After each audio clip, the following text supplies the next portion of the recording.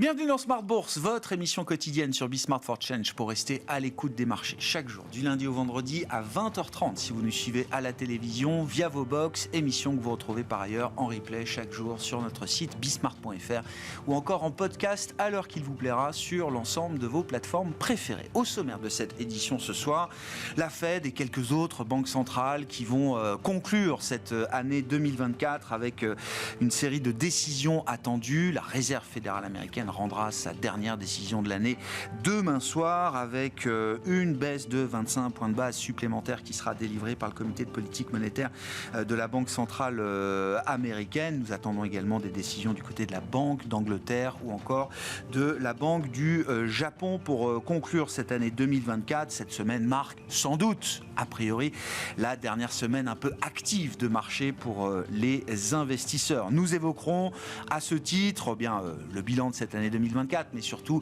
les enjeux de marché pour 2025 et la question que l'on se posera est de savoir qu'est-ce qui pourrait faire mentir le consensus 2025 qui s'établit chez les stratégistes et les économistes de marché, consensus qui continue de promouvoir et de mettre en avant l'exceptionnalisme américain qu'on a pu observer depuis au moins 2 ans maintenant, tant sur la partie croissance économique que sur la partie performance des actifs financiers. Est-ce que cet exceptionnalisme américain peut être fragilisé au cours de l'année 2025 qui sera également la première année du nouveau mandat de Donald Trump? C'est la grande question que nous poserons à nos invités de Planète Marché dans quelques instants.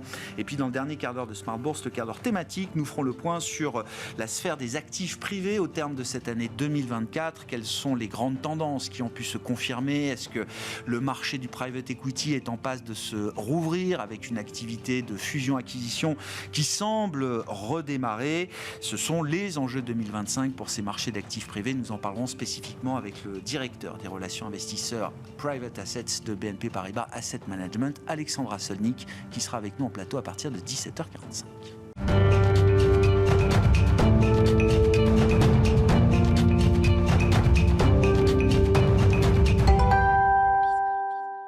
Mais d'abord, comme chaque soir en ouverture de Smart Bourse, les infos clés du jour sur les marchés avec Pauline Gratel. Bonsoir Pauline. Bonsoir. En Europe, les indices actions évoluent sans tendance particulière aujourd'hui. Oui, l'heure est à la prudence aujourd'hui alors que la Fed a entamé sa réunion de politique monétaire. Cette réunion devrait se conclure demain avec une baisse de taux de 25 points de base.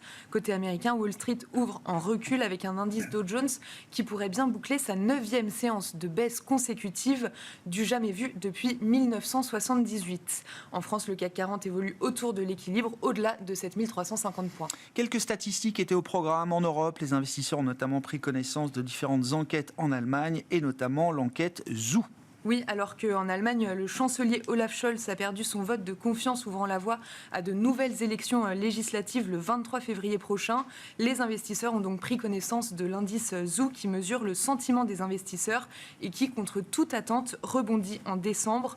L'indice ressort à 15,7 contre un consensus de 6,8 et après 7,4 en novembre. Intéressant de voir que le moral des investisseurs en Allemagne s'améliore avec la perspective de ces élections, tandis que le moral des chefs d'entreprise en Allemagne, lui, reste quand même passablement plombé par le contexte politique du moment qui inquiète. Oui, on le voit grâce à l'indice IFO dont on a pris connaissance dans le même temps que l'indice Zoo, sauf que celui-ci s'est dégradé plus que prévu en décembre.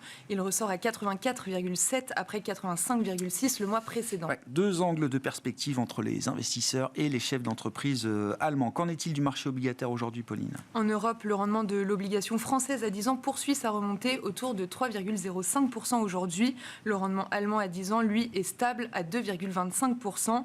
Le spread est également stable autour de 80 points de base. Et puis aux États-Unis, toujours à l'agenda statistique, on a pris connaissance aujourd'hui des ventes au détail pour le mois de novembre. Les ventes au détail américaines pour le mois de novembre ressortent à plus 0,7% sur un mois, après une hausse de 0,5% en octobre. La production industrielle américaine était également attendue et ressort en recul de 0,1% sur un mois en novembre, après un repli de 0,4% en octobre et alors que les analystes attendaient une hausse de 0,3%.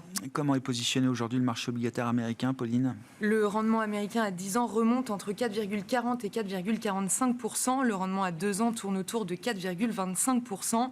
Le dollar se raffermit face à un panier de grandes devises. L'euro-dollar est toujours sous 1,05 à 1,0490 aujourd'hui. Le programme de demain? Un mot pour décrire la journée de demain, c'est Fed. La Fed rendra donc sa décision monétaire demain, mais la journée ne se résumera pas qu'à cela, puisqu'on prendra également connaissance de la deuxième estimation de l'inflation en zone euro pour le mois de novembre, ainsi que la première estimation d'inflation au Royaume-Uni, toujours pour novembre. Tendance, mon ami, chaque soir en ouverture de Smart Bourse, les infos clés du jour sur les marchés avec Pauline Gratel.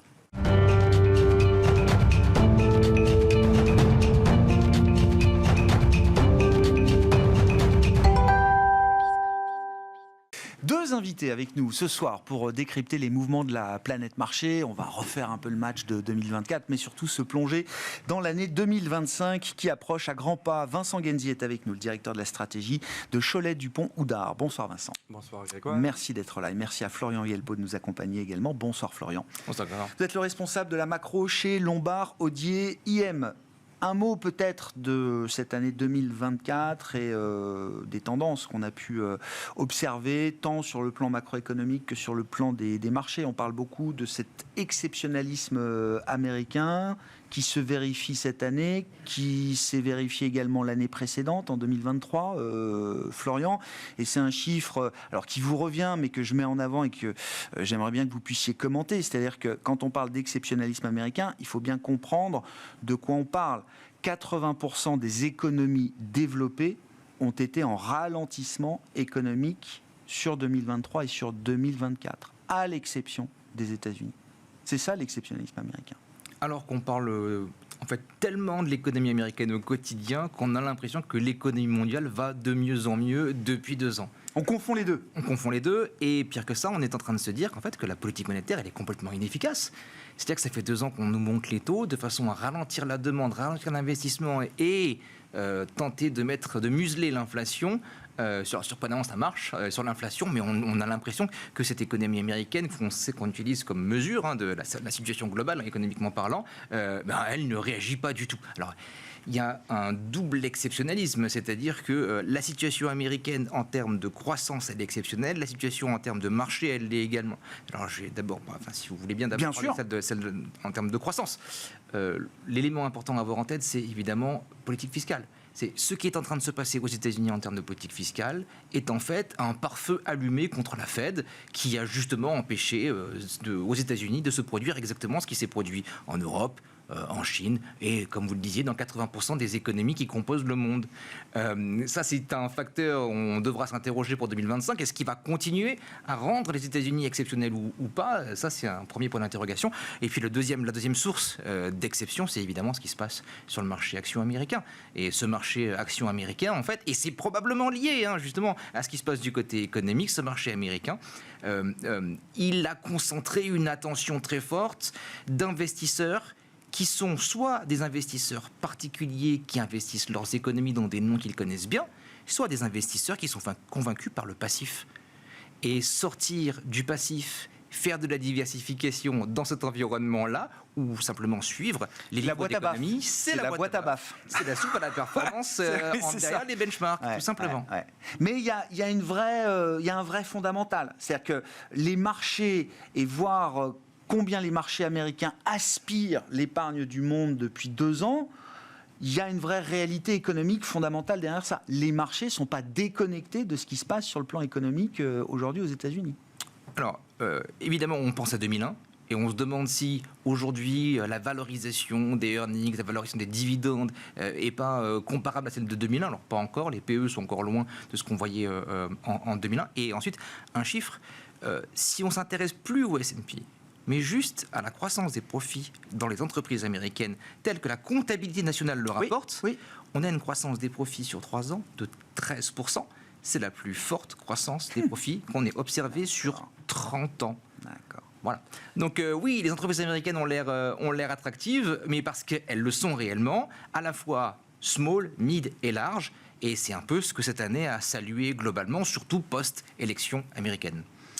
Vincent, que vous inspire cette situation? La question pour 2025 étant, est-ce que cet exceptionnalisme américain, tant sur le plan macroéconomique que sur le plan de la performance des marchés, peut encore durer? Ou est-ce qu'il est temps de s'interroger quand même sur d'autres opportunités peut-être qui pourraient exister en dehors du marché américain, voire peut-être l'idée d'une fragilisation à un certain moment de ce marché américain qui reste une tentation très forte, bien sûr.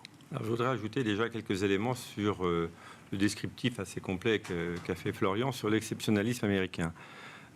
Si on remonte un cran plus haut dans l'analyse, il faut bien voir que depuis 30 ans, 40 ans, les États-Unis ont gardé leur taux de croissance potentiel globalement. Et la croissance est restée bon an, mal an, aux alentours de 3% par an en moyenne. Pourquoi ? Parce qu'il y a une démographie qui est plus favorable que chez nous, grâce à des migrations plus ou moins maîtrisées et assimilées, et aussi parce qu'il y a des gains de productivité qui, cycle après cycle, sont toujours là. Donc ça, c'est ce qui nous fait le cœur de la croissance américaine. Et ça, vous dites, c'est 30 ans. C'est 30 ans d'investissement. C'est même 50 ans. Ou même 50 ans. Depuis les années 70. Enfin, depuis ça tombe pas du ciel comme ça en 2020. De la croissance des pays européens, en absolu ou en relatif, c'est grosso modo les années 70. La fin des 30 glorieuses. Les États-Unis, eux, ont traversé cette période, ont même réaccéléré, parce qu'il y a eu des réaccélérations de la productivité. Pourquoi ? Parce que c'est un marché unique, parce que c'est un gouvernement unique, parce qu'il y a des politiques fiscales qui sont plus expansionnistes, ou même budgétaires qui sont plus expansionnistes qu'il le faut. Ça n'empêche pas de temps en temps de remettre un petit peu de bon ordre et de rebaisser un peu la dette. Les États-Unis ont quand même réussi à le faire par le passé. C'est moins le cas aujourd'hui. Et puis, vous avez ce fameux écosystème de la tech qui s'est développé depuis, on va dire, les années 90, qui fait que, bien sûr, c'est un élément dans la productivité, mais c'est aussi un élément dans la croissance. Et tout ceci se traduit dans des marges aux États-Unis qui sont au plus haut historique pour les entreprises, qui, bien sûr, rencontrent des cycles, mais qui, chaque fois, arrivent à aller plus haut. Et ça se traduit après dans la valorisation des marchés, plus la confiance des investisseurs, parce que les États-Unis ont été attaqués une fois sur leur sol, on s'en souvient. L'Europe confrontée aujourd'hui à plein de choses, les problèmes de gouvernance européenne, les problèmes à nos frontières avec l'Ukraine, etc. Dernier point sur les États-Unis, un pays qui est devenu autosuffisant quasiment en termes de matières premières énergétiques. Alors ça ne veut pas dire ils importent quand même du pétrole, mais en contrepartie ils exportent d'autres choses. Donc ils sont autosuffisants et ça c'est plutôt le côté républicain qui l'a développé. Bien qu'il ne soit pas absent, bien entendu, des énergies renouvelables, hein, c'est évident. Donc voilà, il y a tous ces éléments qui se traduisent par ce que vous avez dit, une croissance qui est plus forte, un appétit des investisseurs qui vient. Et les investisseurs, ils viennent d'autant plus que, comme vous le disiez, si on regarde, si on compare, le reste du monde ne fait pas le figure. Ça n'a pas toujours été le cas. Il y a eu quand même un grand challenger des États-Unis sur le plan économique et sur le plan boursier, c'était les pays émergents. Bon. Il se trouve que les pays émergents, c'est de plus en plus concentré également, notamment autour de la Chine, et que quand ces pays émergents croissent un peu moins vite, ça se voit tout de suite dans la croissance mondiale. La croissance mondiale, aujourd'hui, elle tourne aux alentours de 3. Il y a quelques années, on était aux alentours de 5 grâce aux pays émergents. Donc là aussi, il y a ces éléments-là qui font que, même dans les pays émergents, il y a des flux qui partent vers les États-Unis. Et l'Europe a eu quelques vagues périodes de rémission en termes de performance par rapport aux États-Unis, voire même en termes de performance économique. Mais là, c'est vraiment très fugace. Mais aujourd'hui, on a du mal quand même à se dire l'Europe aujourd'hui est un strong buy. En plus, on n'oublie pas que les investisseurs anglo-saxons détiennent 40% du CAC et peut-être autant des indices stocks. Donc s'ils ne reviennent pas, c'est-à-dire tant qu'ils ne quittent pas leur marginal, pays, il n'est pas en Europe. Hein. Ah oui, non mais ça donc, c'est sûr. C'est très compliqué. Ouais. Alors on arrive à un point où effectivement on a un marché américain qui est très cher. Est-ce qu'on est au top d'une bulle comme en l'an 2000? Je pense qu'on n'y est pas encore, mais on est bien en train de la gonfler, probablement. C'est un risque. C'est un risque qui... Un risque, c'est un risque. Et les récessions, elles n'arrivent pas forcément parce que les taux montent. Elles arrivent parce qu'il peut y avoir une bulle boursière qui explose, ou une bulle de dette. Hein. Donc ça, c'est quelque chose que j'ai à l'esprit. Évidemment, il est impossible de dire à quel moment ça va se produire. Mais je pense que c'est le vrai risque aux États-Unis. Il est plus là qu'ailleurs. Bon, on reparlera de la politique de Trump après. Et sur l'Europe, bien sûr, on a des valorisations qui sont très peu chères, en absolu et en relatif. Bien sûr, c'est lié à la composition des indices, mais pas que ça. Mais on voit même que dans la tech en Europe, on a plus de mal à trouver des valeurs pour faire c'est sûr. jeu égal avec les valeurs américaines. Oui. Donc, c'est très compliqué. Et on a en Europe des marchés qui sont drivés par quelques valeurs, comme aux États-Unis. Vous décrivez quelque chose qui est devenu structurel là, dans l'esprit d'un stratégiste comme vous, Vincent, cette domination, cette dominance même du marché américain, des actions américaines, cette capacité à aspirer les flux d'épargne mondiaux, c'est quelque chose qui est inscrit dans le temps, qui est là pour durer. Oui. Au-delà du fait que tactiquement, il y aura des moments pour l'Europe et on pourra en discuter, mais là, c'est une vision structurelle que vous avez là. Sur des décennies, c'est la vision structurelle, il n'y a pas photo. La dernière période où l'Europe a franchement surperformé les États-Unis, c'est entre 2003 et 2007. C'est ça. Ça a duré 4 ans. Ouais. C'est rien sur 40 ans. Non. Donc, oui, il y aura bien sûr des retours en grâce de l'Europe, mais il y a beaucoup de prérequis, de catalyseurs, et aujourd'hui, on ne les a pas. D'accord. Bon, stop ou encore là pour 2025 en tout cas. Florian, qu'est-ce que vous dites? Vous dressez un constat parfait avec une perspective historique. La fonction du marché, c'est de mettre un prix sur tout ça. On peut imaginer que cet exceptionnalisme américain, vous le disiez, le marché américain peut paraître cher, etc. Beaucoup de choses et de bonnes nouvelles sont déjà intégrées dans les cours américains et j'allais dire en creux dans la faiblesse des valorisations qu'on peut observer dans le reste du monde. Est-ce qu'on imagine, dans le cadre des réflexions 2025, différents catalyseurs qui pourraient amener au moins une réallocation partielle? Faisons juste la différence entre ce qui se passe de façon structurelle et ce qui se passe de façon tactique ou cyclique. Structurellement, l'exceptionnalisme américain, il est là parce que la structure de l'économie américaine, des entreprises américaines le permet et la structure européenne ne le permet pas. Je pense que ça, c'est un problème qu'on peut mettre de côté. C'est own it, don't trade it, ou trade it, don't own it. C'est exactement ce mantra-là, c'est-à-dire on a un cœur de portefeuille qui va durablement être américain et de temps en temps, on va avoir des satellites qui peuvent être européens. L'an passé, justement, ces 2 dernières années, ce que je disais, c'est qu'effectivement, avec ce ralentissement, on a globalement eu une préférence pour les États-Unis. Au passage, une préférence pour les actifs de croissance, c'est plutôt un positionnement classique de portefeuille action en période de ralentissement économique. Donc c'est pas complètement non plus déraisonnable tactiquement. La croissance devient un refuge, voilà, là où elle existe. Exactement, elle porte très mal son nom d'ailleurs. Oui, je suis d'accord. Ça très clair. prête à confusion, on est d'accord. Nous, ce qu'on voit aujourd'hui, c'est que on a globalement, dans nos signaux de suivi de la macro, une majorité de données qui est en train de s'améliorer. C'est une petite tendance qui a commencé en septembre-octobre, qui a continué à s'amplifier. Aujourd'hui, en décembre, elle est vraiment très nette. On a 58% des données économiques qui sortent, qui sont en amélioration. Là où les endroits où... Sur le plan mondial. Sur le plan mondial. Là où on voit le plus d'amélioration, c'est plutôt du côté chinois et européens, et suédois, petite économie très ouverte. C'est disons, un phare dans la nuit assez intéressant. La Riksbank a baissé de 50 points de base, je crois, son dernier mouvement. Pour donner un peu de perspective, n'est-ce pas? Donc, il y a un phénomène en ce moment nous on appelle ça une reprise nominale, c'est-à-dire que on voit aujourd'hui des signaux d'amélioration cyclique de ces économies-là, à la fois du côté des prix et à la fois du côté de l'activité réelle. Ça cadre assez bien avec les prévisions du FMI donc, que je vous partageais avant l'émission. Et le FMI, aujourd'hui, qu'est-ce qu'il voit? Il voit 60% des économies mondiales développées en accélération l'an prochain. Donc l'inverse de 24 et 23, où on avait même jusqu'à 70 ou 80% des économies développées en ralentissement. Là, ça s'inverse. On va avoir 60% du monde développé qui va être en accélération et en dynamique de croissance sur 2025. Nominal. C'est-à-dire qui peut influencer les profits des entreprises locales. Ça, c'est plutôt quelque chose de rassurant. Donc, si on accepte le narratif de oui, il y a eu concentration de la performance économique et donc concentration de la performance de marché, si on inverse la tendance, ça pourrait nous aider, non pas à voir les actions américaines tomber, mais avoir un effet de rattrapage temporaire de valeurs qui, pour l'instant, ont été délaissées. Évidemment, on parle d'Europe, évidemment, on parle des émergents au sens général, côté crédit, côté action. Et ça, pour nous, c'est un scénario qui nous va assez bien. C'est-à-dire que, finalement, on arrête ce pari croissance parce qu'il n'y a plus de ralentissement et on passe sur un pari value parce qu'il y a accélération de la croissance. Reprise cyclique, ce qu'on aurait typiquement fait en 2009. Et ça, c'est des signaux auxquels le marché peut réagir assez vite? Alors, On peut regarder les performances de décembre. L'Europe, pour le moment, Ce qui m'a marqué, a juste la petite plutôt le vent en parenthèse, poupe. c'est le point que je faisais quand Pauline nous parlait de l'enquête Zoo et de l'enquête IFO en Allemagne. C'est-à-dire que c'est très intéressant de voir la vision de l'investisseur allemand mesurée par le Zoo qui remonte, parce qu'on a une perspective ou un espoir de changement à horizon de quelques mois, quand la vision du chef d'entreprise allemand, elle ne cesse de se dégrader, parce que lui, il est quand même un peu dans le présent quand même, et assez pragmatique sur même la question de long terme, de la soutenabilité, de son modèle économique, etc.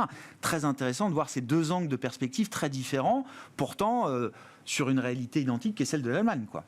Il est pessimiste, le chef d'entreprise, parce qu'il a entendu parler de l'élection américaine et parce qu'il n'a probablement pas spécialement en tête ce que des baisses de taux de la BCE peuvent produire en termes de reprise cyclique. Encore une fois, ces 2 ans de ralentissement, on les doit à nos banques centrales qui ont fait leur travail pour purger nos économies d'une inflation excédentaire, excessive. Le moment où elles baissent leurs taux, alors pour autant que la baisse de taux des banques centrales se transmette à la fin de la courbe, c'est-à-dire que les taux 10 ans baissent de concert avec les taux courts, on pourrait imaginer encore une fois un scénario inverse, où les banques centrales viennent au secours de la conjoncture. Simplement, elles sont bien moins efficaces à lutter contre l'inflation ou à relancer l'économie que la politique fiscale. Et la politique fiscale, c'est un peu le dernier éléphant dans le magasin de porcelaine de 2025. Ouais.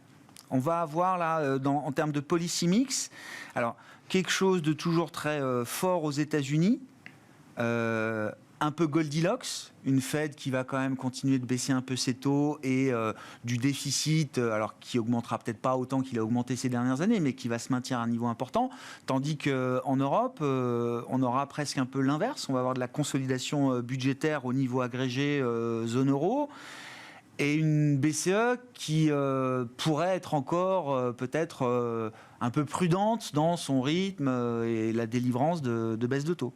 Alors, je serais plus pessimiste que vous sur la partie fiscale. C'est-à-dire que la consolidation fiscale, elle ne commence pas uniquement lorsqu'on tente de faire des économies, mais lorsque, disons, le déficit d'année en année est de moins en moins prononcé. On s'est habitué à des déficits abyssaux aux États-Unis. Il faut bien comprendre que l'année où les États-Unis font 13% de déficit public, en miroir, il y a 49% pour être précis, de croissance des profits des entreprises. Il y a un fort effet stimulant de lié à ce déficit. Il y a un effet multiplicateur qui fonctionne. Extrêmement fort.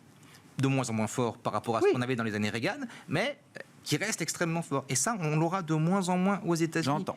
De toute façon, deuxième élément, ce déficit qui va être creusé aussi parce que on a les tax cuts sur la partie entreprise, donc l'impôt sur les profits, qui devrait être revu à la baisse. Mais ça stimule pas la demande. Ça gonfle les profits temporairement des entreprises, mais par contre, ça ne stimule pas la demande. Alors que jusqu'à présent, on avait quelque chose de très positif, très pro-cyclique dans la démarche. Donc on peut aussi avoir une nature de déficit qui est très différente de ce qu'on a eu. La composition du déficit qui change, et donc c'est plus la même histoire macro forcément pour le régime économique américain.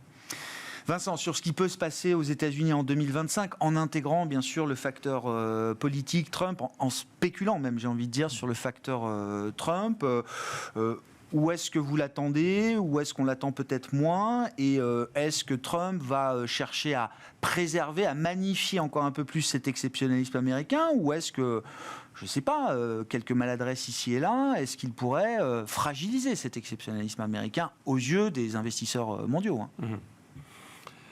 Je crois qu'il est difficile de faire des prévisions. On connaît le Donald Trump, on connaît son programme, et comme vous le savez, il ne va pas appliquer la totalité de son programme. Il va être beaucoup plus pragmatique, de même qu'il a nommé des gens pour ça. Secrétaire au Trésor, des gens plutôt comptables des deniers publics. Bon. Il n'empêche que le leitmotiv pour l'année prochaine, c'est des baisses d'impôts. On en a parlé, c'est relancer ou améliorer encore le bilan énergétique pour faire baisser les prix du pétrole pour répondre à la problématique des prix que les électeurs ont exprimé, c'est faire de la déréglementation. Et puis effectivement, c'est mettre en place un certain nombre de mesures protectionnistes et adresser le problème de l'immigration. Il ne peut pas tout faire. Il va le faire progressivement, et je pense qu'effectivement, il est difficile aujourd'hui de mesurer les impacts réels. Alors, il y a eu des études, le fait que ça allait augmenter le déficit budgétaire, créer de l'inflation. Compliqué de boucler un tel programme, hein, de faire le bouclage d'un tel programme économique. Est-ce qu'on met tout dedans? Est-ce qu'on en met un peu? Personne ne sait. Le pragmatisme, c'est prendre des mesures progressivement, c'est commencer à négocier sur les droits de douane, c'est commencer à pointer du doigt l'immigration, mais il est évident que l'économie américaine a besoin d'immigration parce que sinon ce serait plus inflationniste. Donc les droits de douane qui seront mis en place feront un petit peu de surplus de recettes, la baisse des impôts des entreprises. Est-ce qu'elle va se traduire par un effet volume qui compensera la baisse du taux? Je ne suis pas sûr, mais même au niveau de la baisse des impôts, on n'est pas certain qu'il accorde 15% à toutes les entreprises. Donc, wait and see. Wait and see. Et je pense que dosage sera clé. Le dosage et le timing sera clé. C'est pour ça que les investisseurs aujourd'hui ils se disent, bon, le vent nous pousse dans le bon sens, on ne regarde pas trop. Mais du coup, on est probablement en train d'intégrer dans les cours un certain nombre de ces bonnes mesures, je veux dire pour les marchés, et après il y aura la réalisation. Et c'est là qu'on verra s'il y a un risque de faux pas. J'y crois pas trop au risque de faux pas. Ah ouais. Sur la partie qui nous concerne, qui est l'Ukraine, là, je crois que c'est très. Il a appris depuis le dernier mandat, quoi. Oui. D'une part, d'autre part, il n'avait pas fait énormément d'erreurs sur le plan économique. Il a une Fed qui ne va pas s'opposer à lui, et je ne suis pas sûr qu'il fasse. Enfin, je pense qu'il gardera Powell de toute manière. Donc, je pense que l'exceptionnalisme va durer, mais les investisseurs, comme l'année dernière, enfin comme cette année, vont avoir à l'esprit, ça fait quand même X années de croissance aux États-Unis. On va continuer à être rivés sur quand est-ce que le ralentissement risque de se produire. C'est une question qui va revenir. On avait la désinversion de la courbe des taux, elle s'était produite. Donc on pourrait quand même se dire, soyons vigilants, dans les 6 mois à 1 an qui viennent, il y a quand même un risque. Elle vient de se réinverser un petit peu. Bon, on verra bien. Mais c'est comme l'Europe. L'Europe, on était dans l'attente d'une reprise. Il y a eu des signaux, puis ils sont éteints. Il y a eu d'autres signaux, ils sont éteints. Il y a eu les Jeux Olympiques, ça s'est éteint. Là, il y aura des élections en Allemagne. Ils vont faire de la relance budgétaire parce que, bon, peut-être. Mais je pense que les investisseurs européens, ils en ont un petit peu assez de prendre des paris tant qu'on ne voit pas quelque chose de concret. Et s'il y a bien quelque chose où on manque de visibilité de ce point de vue-là, c'est en Europe. Aux États-Unis, il y a quand même un certain leadership, il y a un seul gouvernement, les décisions se prennent plus rapidement et sont plus efficaces.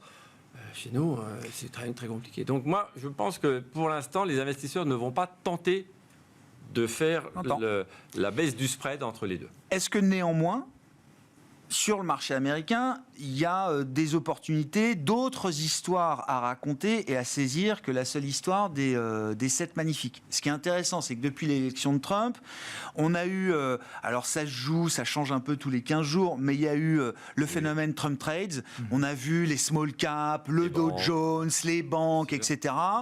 Et puis là, depuis le début du mois de décembre, c'est quand même plutôt le retour du Nasdaq en folie, le Russell qui repointe, qui repique un peu du nez, le Dow Jones là qui a peut-être bouclé 9 séances de baisse consécutives, ce qu'on n'a plus vu depuis le Dow Jones, j'ai dit quoi? Oui, le Dow Jones.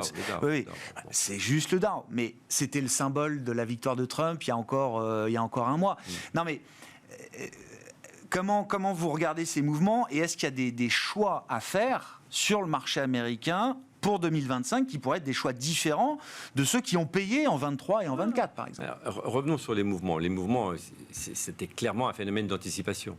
Et le fait que ça revienne un petit peu en arrière, ça illustre le fait que on a déjà pas mal joué. D'accord. Après, c'est pas forcément terminé. Effectivement, ça va dépendre du calendrier et de l'agenda des réformes que Trump va réellement mettre en place, les droits de douane qui seront négociés avec chaque pays. Et donc, je pense qu'il y a encore du potentiel. Mais effectivement, c'est là qu'il y a la petite marge d'erreur. D'autant que, parallèlement à ça, ça ne veut pas dire que le trade sur les techs et sur les 7 magnifiques ou les 6 magnifiques est terminé. Or, s'il y a une bulle qui doit éclater à un moment donné, ce sera là. La fin des bull markets, c'est quand les leaders du marché s'effondrent. Donc, je trouve que les marchés, il est rare d'avoir des marchés qui restent en équilibre. Ils vont toujours dans un sens ou dans l'autre. Bon. La seule chose qui me rassure un petit peu de ce point de vue-là, c'est que depuis quelques mois, on a quand même vu des arbitrages se mettre en place. De temps en temps, la tech soufflait un petit peu, et on n'avait pas pour autant un effondrement du marché, parce qu'il y avait un peu de rotation qui se mettait en place. Mais Quand tout sera revenu à son prix, ça sera quand même plus compliqué. Donc pour l'année prochaine, je pense que les investisseurs vont être tentés aux États-Unis, effectivement, de diversifier davantage. Surtout que sur la tech, il y a toujours un petit nuage qui est le nuage de la réglementation, de lois anti-monopole, antitrust. Bon, donc on va tout déréglementer, mais on va casser les monopoles de la tech américaine sous J'ai Trump. du mal à y croire. Ouais, J'ai du mal à y croire. Mais bon, à un moment donné, quand tout est très cher, c'est quand même des éléments qui viennent à l'esprit Ça fragilise. des investisseurs. Ouais. Donc que pendant... à la limite que pendant les 6 premiers mois de l'année, on commence à avoir une rotation, un peu moins de performance du Nasdaq et de rattrapage du reste du marché en fonction des mesures qui sont mises en place, ça ne me choquerait pas du tout. Est-ce qu'on risque d'avoir la même chose en Europe ? C'est plus compliqué. Je crois qu'il nous faut des catalyseurs. Et outre l'Allemagne, je pense qu'il y a un catalyseur essentiel vis-à-vis des investisseurs étrangers, c'est l'Ukraine. Ouais, on en redira un mot. C'est un facteur de risque géopolitique qui est... J'entends. La levée de ce facteur-là, j'aimerais bien effectivement, et on a tous envie de voir effectivement ce que ça pourrait donner. Mais si on reste sur les US, Florian, j'entends le narratif. Hein. À la fin de la journée, quand je regarde aujourd'hui, les Mag 7 pèsent plus de 33% du S&P 500, ce qui est un nouveau record historique. Jamais l'emprise de cette valeur n'a été aussi importante sur un indice large comme celui du S&P 500, quoi. Il n'y a pas beaucoup d'incitation, comme vous le disiez au tout début, il n'y a toujours pas beaucoup d'incitation, je trouve, à sortir de ce trade-là. Et puis la question, c'est qui est derrière ce trade-là ?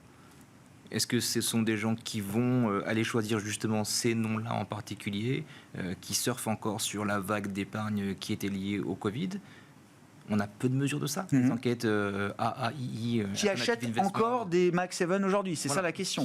Voilà, ces enquêtes de positionnement des investisseurs de détail particuliers montrent clairement qu'ils sont surpondérés actions, notamment les ménages américains, soit, mais il y a aussi la montée d'ETF, la montée justement de ce phénomène de passivisation de l'investissement qui justement peut contribuer à accélérer ces phénomènes de tendance en alimentant cette surconcentration. Ça, c'est assez difficile. Pour relativiser ça, ce qu'on voit aujourd'hui, alors, le grand acteur qui manquait, c'est nous, ce sont les investisseurs professionnels, les investisseurs institutionnels.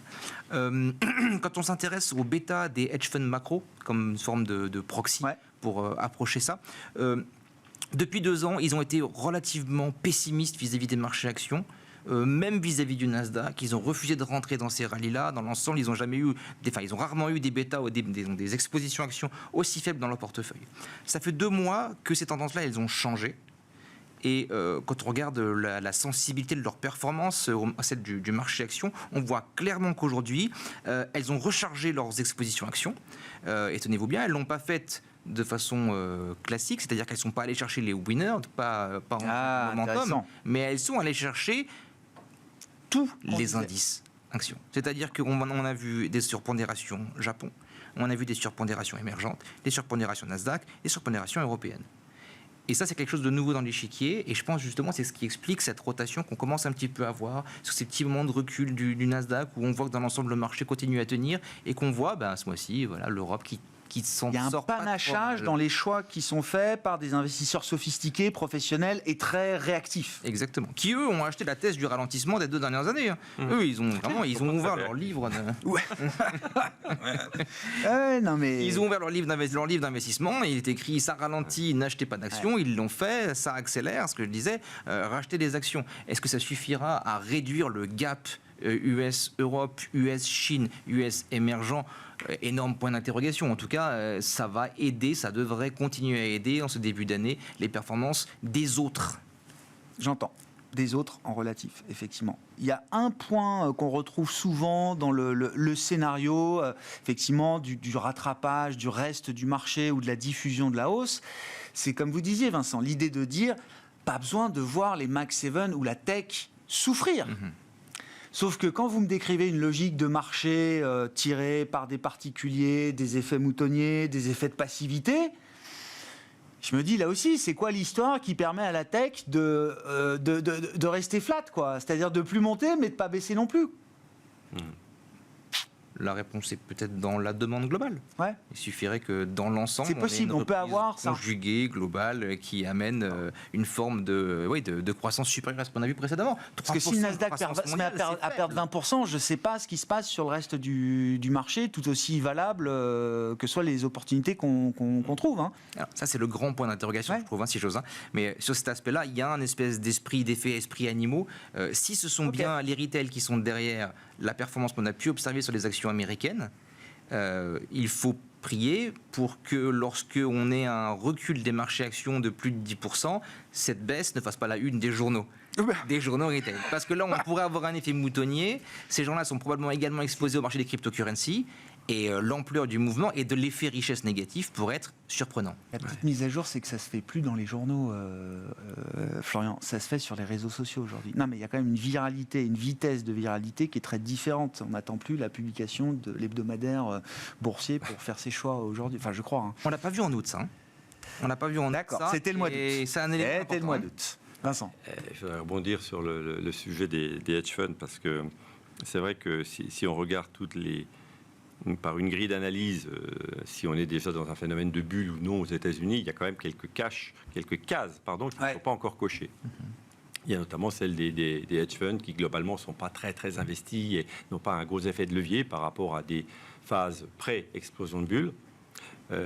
Mine de rien, il y a quand même les particuliers qui détiennent beaucoup d'actions, mais qui, bien sûr, en termes de volume, ne représentent rien, puisqu'il y a beaucoup de trading algorithmique.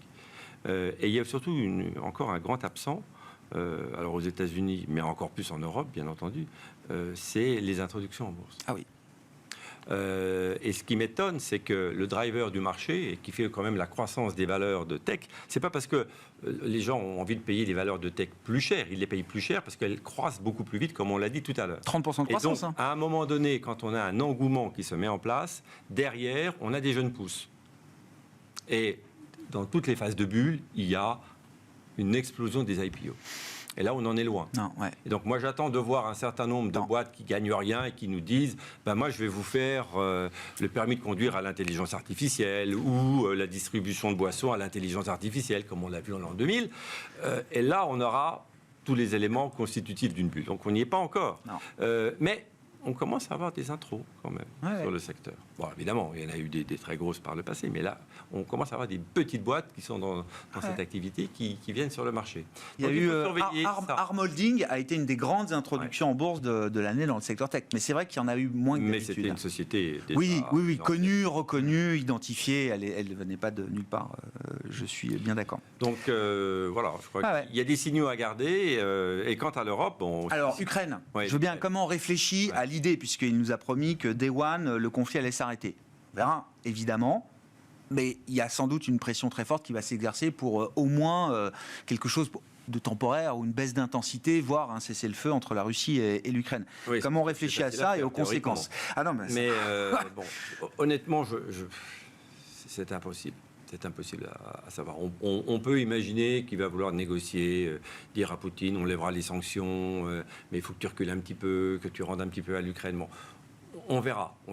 Mais ce que je crois, c'est que déjà un cessez-le-feu, ça peut quand même redonner un petit coup de projecteur sur l'Europe, qui s'est quand même pris successivement le Covid, l'Ukraine, la hausse des prix de l'énergie, qui les a beaucoup plus touchés que les États-Unis.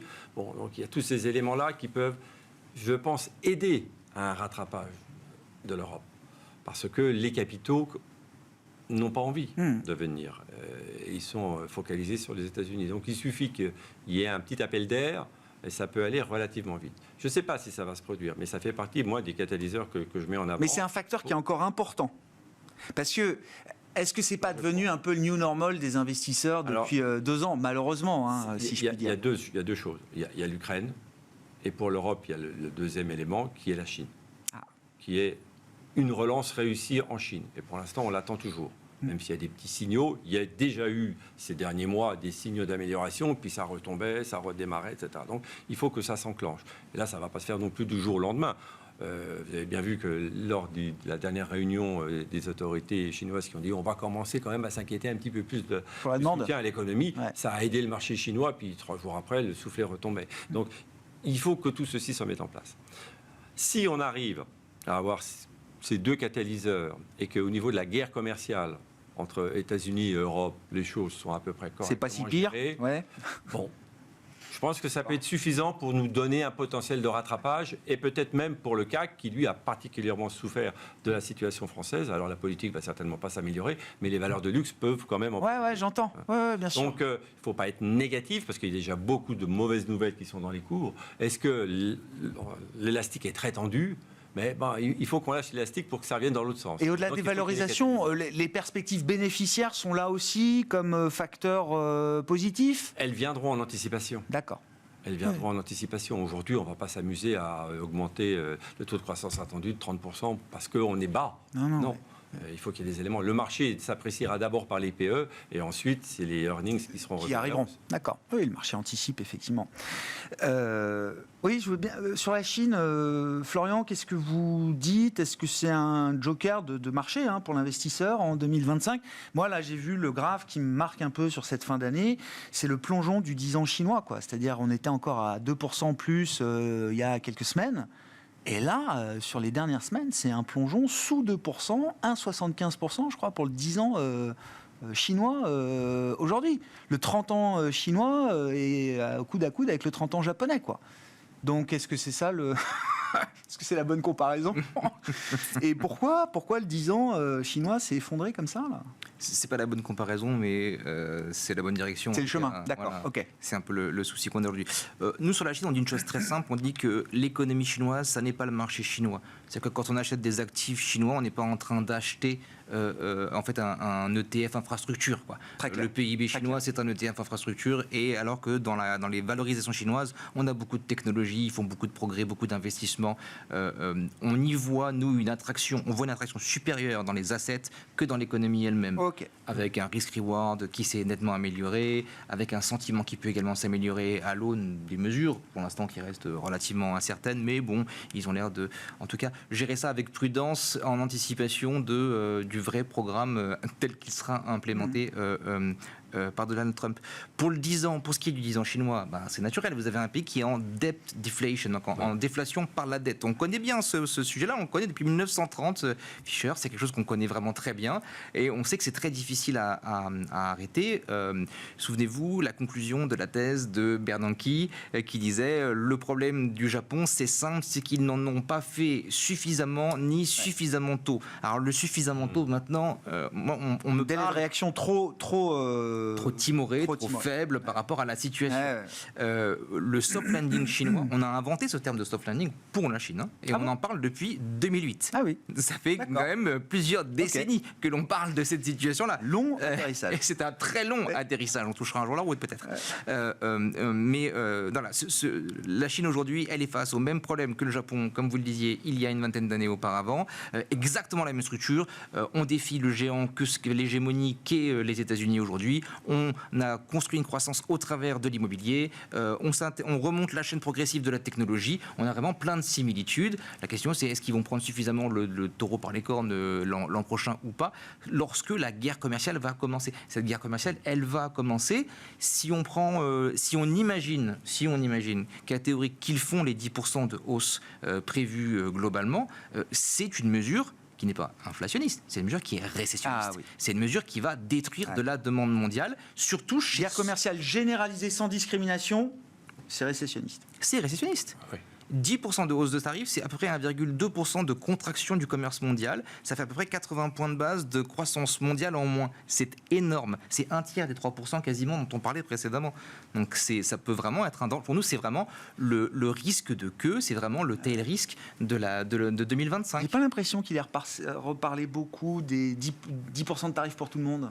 Non. Il a parlé Canada, Mexique, Chine, ça a été annoncé assez vite et on verra ce qu'il en est le 20 janvier prochain, mais j'ai pas l'impression qu'il en ait remis beaucoup sur le reste du monde, l'Europe notamment. On a quand même vraiment l'impression qu'il est déjà...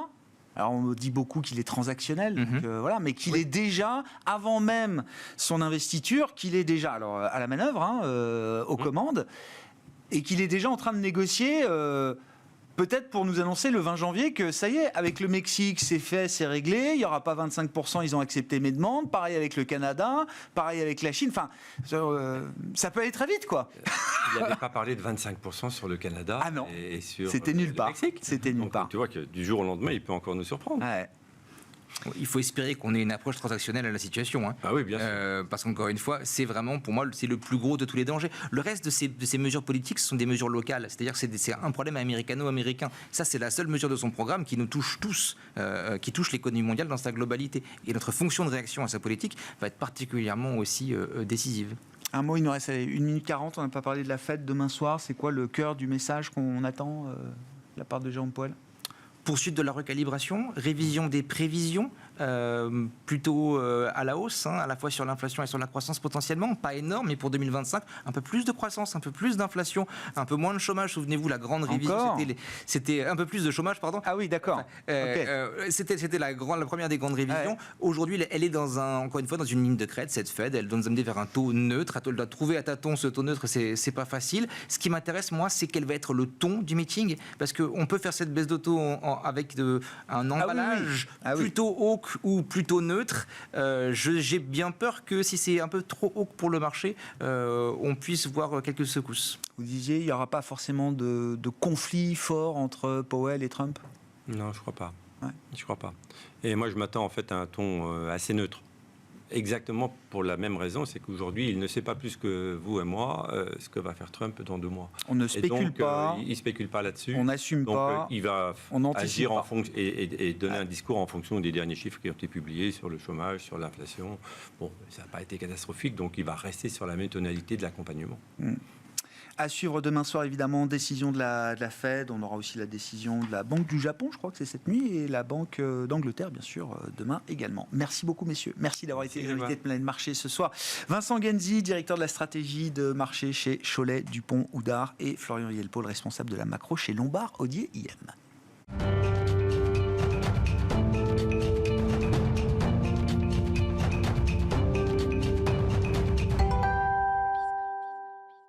Le dernier quart d'heure de Smart Bourse, chaque soir, c'est le quart d'heure thématique. Le thème ce soir, c'est l'univers des actifs privés, avec l'idée de dresser un bilan 2024 et de regarder un petit peu les enjeux en 2025 pour cet univers, cette sphère d'investissement qui prend de plus en plus de place, la sphère des actifs privés qui regroupe notamment le private equity, mais pas que. Nous en parlons avec Alexandra Solnik, directeur des relations investisseurs Private Assets chez BNP Paribas Asset Management. Bonsoir Alexandra. Bonsoir. C'est peut-être toujours le petit préambule pédagogique. Je parle beaucoup d'actifs privés désormais. Je parlais de private equity spécifiquement. Maintenant, j'élargis à l'univers des actifs privés parce que, oui, c'est un univers qui va au-delà du private equity. On peut redonner un peu quelques ordres de grandeur de ce que ça représente et spécifiquement sur l'univers européen, par exemple ? Tout à fait. Alors, je vais être un peu scolaire. Je vais rappeler donc effectivement ce que sont et ce que ne sont pas les actifs privés. Donc, on parle d'actifs qui ne sont pas échangés sur un marché coté, sur un marché régulé. Donc, effectivement, tu mentionnais le private equity, donc l'investissement en capital risque dans des sociétés. On peut également financer ces sociétés donc en dette d'une manière moins risquée. Et également immobilier, infrastructure, donc des biens essentiels. Et le tout dernier né, en fait, dans cette classe d'actifs, le capital naturel. Alors, poser la question dans les grandes masses. Donc, on est sur un marché qui peu ou prou est en croissance de 10% environ depuis une dizaine d'années. Un marché qui représente environ 15 000 milliards de dollars globalement et 3 000 sur le marché européen. Donc, on est sur... Ça reste un petit marché complémentaire, 5 à 10% par rapport au marché coté et qui a sa place dans un portefeuille institutionnel. Il faut savoir que ce sont des classes d'actifs qui sont plutôt longues en durée, avec peu de liquidité, donc pas nécessairement accessibles pour tous. Donc dans les investisseurs, classiquement, on va avoir des investisseurs institutionnels, assurances, fonds de pension, et tu parlais des tendances récentes. On voit naître des produits d'investissement qui seront un petit peu plus accessibles pour la clientèle privée, parce qu'on va être sur des montants plus petits, par exemple, d'investissement minimum. Donc oui, une croissance de ces actifs, un stock qui augmente et on pourra reparler effectivement du panorama 2024 et des perspectives. Mais juste le point que tu fais sur la démocratisation de ces actifs privés, parce que j'avoue que dans cette émission, c'est un fil rouge continu depuis plusieurs années maintenant. Quand on remet les choses à la mesure de ce que représentent ces marchés et de la composition des gens qui investissent dans ces actifs privés, c'est pas encore une déferlante délirante. Non, mais j'entends au discours, Alexandra, il y a quelques produits qui aujourd'hui s'adaptent aux spécificités des clients privés. C'est pas encore une fois, le tsunami, quoi. Tout à fait. Alors, on est. J'aime bien le mot tsunami. Donc, c'est vraiment plus pour parler des tendances en termes de produits. Ouais, c'est ça. Mais si on regarde, notre clientèle, et je pense que c'est assez représentatif du marché, Bien on sûr. est sur quelques pourcentages, on va être sur 95%, voire plus, D'accord. sur la clientèle institutionnelle et un petit peu sur la clientèle privée. Et peut-être pour revenir sur les valeurs un petit peu intrinsèques de cette classe d'actifs qui expliquent pourquoi on va venir en complémentarité investir dans les actifs privés.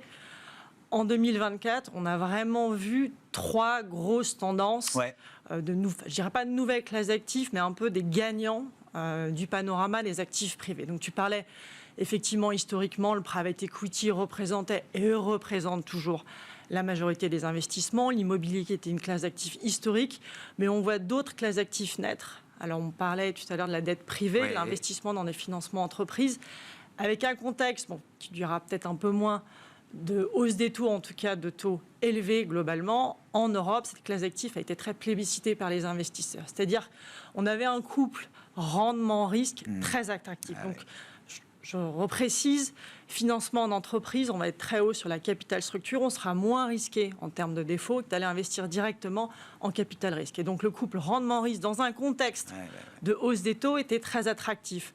Si on regarde les levées sur les 18 derniers mois, on estime que le montant total, donc cible des fonds en dette privée, a augmenté de 75%. D'accord. Et on a une augmentation de 30% en nombre de fonds. Gros engouement, alors. Gros développement, là. Dans les 18 mois. Même nous, sur notre stratégie de dette privée, le dernier vintage, on a également dépassé, en fait, l'objectif qu'on avait initialement fixé. Donc, on voit des frémissements plutôt de rebalancement vers le private equity. Donc, je pense 2025 nous dira aussi, en fonction du mouvement des taux, si cette classe d'actifs a toujours le même intérêt relatif. La deuxième classe d'actifs qui sort vraiment gagnante par rapport notamment dans les actifs réels est la classe d'actifs infrastructures. Alors pareil, encore une fois, pour être très scolaire, le marché des infrastructures, on parle de biens et de services essentiels. On pense naturellement aux énergies, au transport. Mais l'infrastructure aujourd'hui, une classe d'actifs vraiment essentielle et au cœur de la transition écologique, transition énergétique. Donc on a des besoins énorme d'aller financer d'une part la décarbonisation de nos actifs. Donc on pense par exemple au transport propre, aux énergies vertes, mais également tous les développements, les innovations technologiques qu'on peut avoir autour des batteries dont on va avoir besoin pour nos véhicules, autour de l'hydrogène et même du captage de carbone. Donc c'est vraiment une classe d'actifs qui est en développement avec des profils de risque-rendement assez variés, mais pour autant un vrai bénéfice de ce qu'on appelle une protection contre l'inflation, puisque souvent les rendements vont être indexés à l'inflation. Et le tout dernier né, j'en ai touché un mot tout à l'heure, va être le capital naturel. Donc une fois encore, très scolaire, capital naturel, on parle de ressources naturelles et de biodiversité qui peuvent être utilisées et exploitables par l'homme. Et la classe d'actifs qui a vu vraiment... Donc on a vu une naissance en termes d'investissement dans les portefeuilles des clients institutionnels avec le capital naturel plutôt vert. Alors, bleu, ça va être l'océan qui est moins développé. Vert, on va parler d'agriculture, exactement, de forêt, bravo. Mais ça marche comme bien quoi. Deviné, exactement.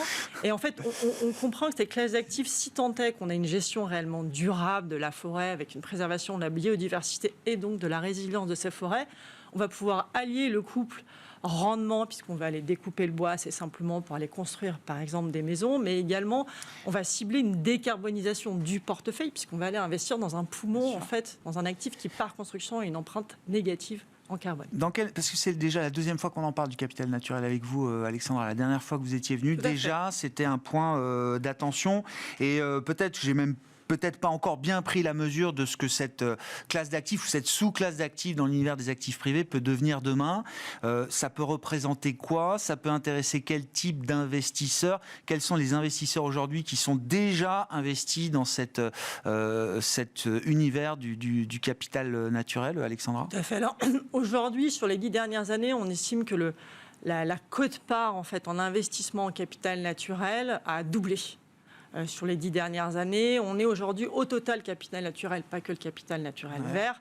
On est sur entre 10 et 15% en moyenne du stock. Des actifs privés, des 15 000 milliards, c'est ça? Exactement. D'accord, ok. Bon, alors, tout n'est pas complètement vert là-dedans. Okay. Et les investisseurs assez classiques vont être des gros institutionnels, des fonds de pension qui vont chercher vraiment à décarboner leur portefeuille et à chercher des rendements récurrents long terme. C'est quoi? C'est la pression réglementaire même qui les amène aujourd'hui à privilégier ou se tourner vers ce type d'investissement quand ils ne le faisaient pas En partie, effectivement, une volonté d'aller vers des actifs justement plus neutres en termes de carbone, mais également une volonté tout simplement de se diversifier. C'est-à-dire qu'on va avoir une réelle décorrélation. Ce qui va impacter une forêt ou la croissance de la forêt ne va pas être la même chose que ce qui va impacter, par exemple, le secteur de l'immobilier. Donc, on va être sur des prismes très différents et encore une fois, une volonté d'aller diversifier. Donc, on n'est pas on ne va pas investir dans un jardin, une petite forêt. On va aller vraiment sur des portefeuilles différents. Mais dans la construction de portefeuille, il y a une vraie utilité, effectivement, de décorrélation. Exactement, de complémentarité, tout à fait. Ouais. Je reviens sur le private equity, parce qu'au final, c'est l'éléphant dans la pièce, mais on n'en a presque pas parlé. Est-ce que ça va mieux? C'est-à-dire, depuis 2022, 2023, 2024, c'est quand même des années où tout le monde a tiré la langue dans cet univers-là, du private equity. Problème de levée de fonds, question de valorisation, les hausses de taux, problème de sortie. Est-ce que tous ces problèmes commencent à trouver une voie de résolution en vue de 2025? Et est-ce qu'on peut appeler l'idée qu'il y a un redémarrage, j'ai envie de dire, de ce marché-là? C'est effectivement le grand débat. On estime qu'il est encore un peu tôt pour se positionner. Ce qu'on voit, nous, alors qu'on en a investisseurs également sur la partie du private equity, on a des perspectives de sortie sur certains actifs. Donc on voit un frémissement, on va dire, un dégagement, une ouverture de cet univers. Donc ça se fait par du M&A, par la bourse, par... Donc vous allez avoir un cercle vertueux qui va s'installer. Alors pour faire très simplement, une baisse des taux potentiels va réouvrir le marché du M&A, qui lui-même va réouvrir les possibilités de sortie de ces actifs et qui lui-même, du coup, va aussi libérer de la place dans les portefeuilles des investisseurs pour aller réinvestir. Donc vous allez avoir ce cercle vertueux qui est en train de s'installer. Nous, on est en train de se positionner sur des sorties. Donc on espère que notamment avec, on verra le contexte de taux, on va avoir vers une évolution et donc du coup un rebalancement potentiellement des actifs de dette privée vers le private equity. C'est ce que vous disiez, avec la baisse des taux. Sur les tendances en matière d'investissement en private equity, est-ce qu'il y a des choses particulières qui se dégagent en prévision de 2025, en termes sectoriels, par exemple? Alors, sur 2025, alors je dirais même plus au-delà, 2026, 2027, ce qu'on voit plutôt, c'est le panorama des actifs et la diversité des actifs qui est en train de se modifier avec, alors pour citer un grand mot, les méga tendances de nos sociétés. Pour en citer quelques-unes, on va parler de digitalisation, de démographie évidemment, et de décarbonisation. Alors pour citer le premier, pour un exemple démographie, avec le vieillissement de nos sociétés, les boomers qui arrivent en âge, être évidemment plus qu'à la retraite, le patrimoine immobilier est en train de se modifier pour aller vers plus de services, pour aller autour de la santé. Et donc voilà, on va avoir un patrimoine qui va changer. Donc des nouveaux investissements et une transformation et une réorientation de certains bâtiments vers potentiellement, par exemple, des maisons de santé. Inversement, vous pouvez penser aussi aux plus jeunes, les différentes générations XY, qui, eux, ont une relation au travail qui va être différente avec le télétravail. Et donc, pareil, on va repenser la façon dont on crée et dont on pense aussi les villes, les bureaux autour de ça. Donc, ça, forcément, c'est en train de donner lieu, c'est en cours à des nouveaux investissements. Alors, private equity, même private equity en immobilier, et même digitalisation, pour vous donner un autre exemple. Donc là, on est sur un secteur qui, aujourd'hui, qui n'était pas essentiel et qui n'existait même pas il y a quelques années. Je vous parlais des centres de données. Je pense qu'on a tous, aujourd'hui, essayé de taper dans un chat GPT, on a tous fait des requêtes. C'est très consommateur d'énergie, très consommateur de données. Je pense que vous ne savez sûrement pas, mais autour de vous, il y a des centres de données. Donc, on parle de lieux physiques qui vont aller stocker la donnée, la trier et potentiellement la redistribuer avec des applications. Tout ça est très énergivore, source de chaleur. Et donc, nous, on estime que non seulement il y a des besoins de financement et d'investissement dans ces centres de données, donc nouvelle classe d'actifs, mais également un besoin d'appliquer un filtre de durabilité. Donc des data centers verts. Très clair, je ne parle pas d'aller faire pousser du gazon sur le toit.